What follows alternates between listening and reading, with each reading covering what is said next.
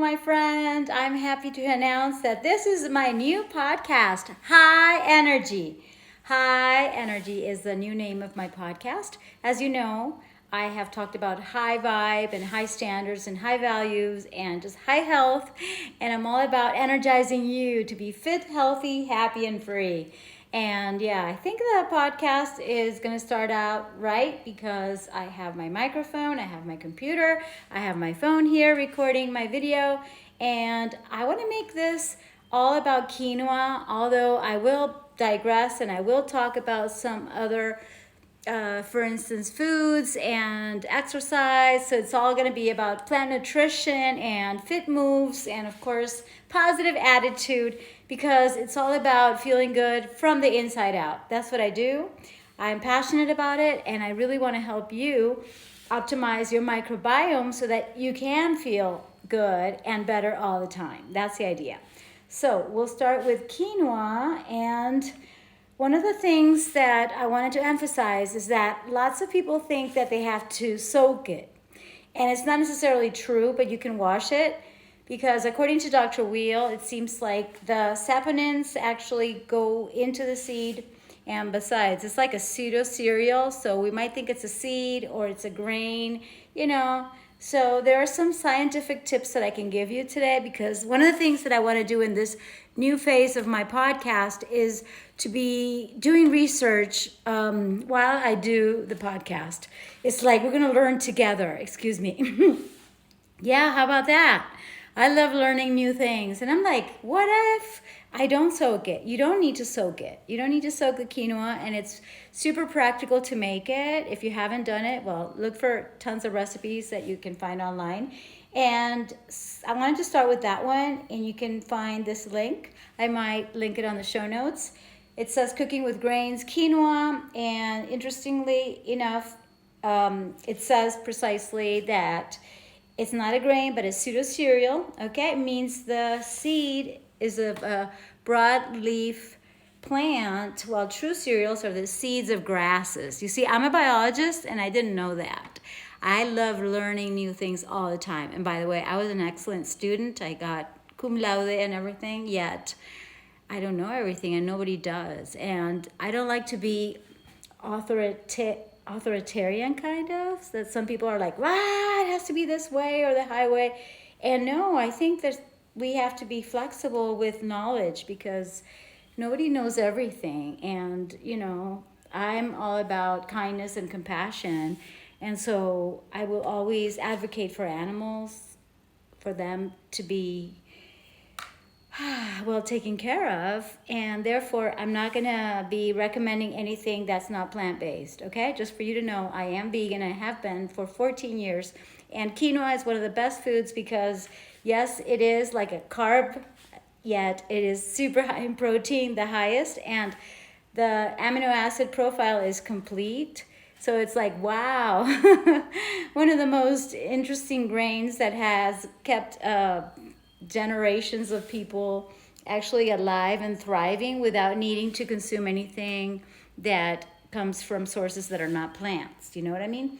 So I didn't know this either, that the quinoa plant is relative of beets, spinach, and Swiss chard. We treat it as seeds as we would a grain, preparing and eating them. But right here, precisely, it says, oh, by the way, I wanted to show you the quinoa that I have in my fridge. Okay, I turned on the camera. So I have the regular quinoa here, and this is a quinoa with some varieties. I think this is brown, and is this pink or red? Anyway, it's a variety, and it's super easy to cook. Let's see. You know, it's high in magnesium, which helps relax blood vessels, resulting in fewer headaches for migraine sufferers and decreased risk of hypertension and stroke. I'm reading this directly from Dr. Wheel's blog, and I can tell you many things since I'm all about fiber, like Fiber Fueled, that book that I always recommend from Dr. Bolsewicz. And I have a program called Fiber Power, because I know that most people are not lacking in protein. We actually eat too little fiber in general. So we gotta precisely increase our quinoa consumption, which is going to raise it because it's like 13% fiber. And I can read some of the information that I got here, but it's like you get soluble, you get insoluble fiber, you get fibers that we don't even know about. And being a source of manganese and iron and copper and phosphorus, vitamin B2, other essential minerals. And one of the most interesting things, and I did my thesis on this at the University Simon Bolivar, precisely, is that there's an amino acid that's usually not present in cereals, which is lysine. That's why we talk about complementing proteins. Let's see, rice or brown rice with beans, so that the beans give the lysine or lysine to the rice, okay? But in the case of quinoa, that's why I wanted to start my new stage or episode or season of my podcast with quinoa, is that yeah, it is high in lysine, so we don't really need to eat it with the beans. I just cooked some lentils. I can't live without eating amazing legumes that are gonna help us be healthy for life, okay? You know that. And since I wanted to make this brief, let me put this away and focus on everything else that I wanted to tell you about quinoa. I told you many important things, like it's practical nutrition, because we want things that we can cook easily, and that, let's say, if you're like me, you have your own business from home, and you can just, set it, forget it, practically less than 20 minutes. I love it. And being it's so nutritious, and it even has some good fats. Like omegas, yeah, it's just like, what? Seriously? Yeah, even that. Okay, so I don't like the camera from Riverside, which is the app that I'm using. So, okay, nutritional and functional. So I'm opening this page, and I just wanted to tell you some more tips. Like quinoa is actually Chenopodium quinoa wild, all right? I told you about the essential amino acids, right? High fiber, calories, lipids. Yes, there it is. High amount of omega-3 fatty acids. I think it's amazing. And one of the most important things to finish off this podcast is the actual benefits by being anti-inflammatory, anti-cancer, anti-hypertension. It's good for people with celiac disease. It doesn't have any gluten.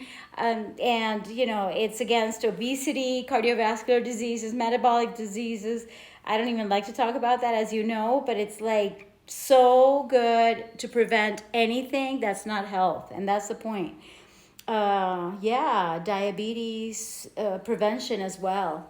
So yeah, you don't need to eat anything that's not plant-based, in my opinion. And then, there's also episodes in which we could talk about maybe kids or babies not being vegan. But, I'm not going to tell you that I have the whole truth about that. But in any case, we're going to do research and tell you everything you need to know. So in essence, eat quinoa as many times as you want. It's like one of the best foods that you can eat that is completely nutritious when it comes to macronutrients, micronutrients, fiber, and you can complement it with beans or lentils, as I would, and of course veggies. And remember that 30 varieties of plants a week is gonna be the best thing you can do to be healthy and optimize your microbiome, because this is all about having great digestion as well, and elimination, of course. So let's see, for instance, from Cleveland Clinic Health Essentials, we have, time's up, so I gotta go. Boost your digestive health, cut your cancer risk, control your hunger. It's like amazing. What more could you ask for from something so practical?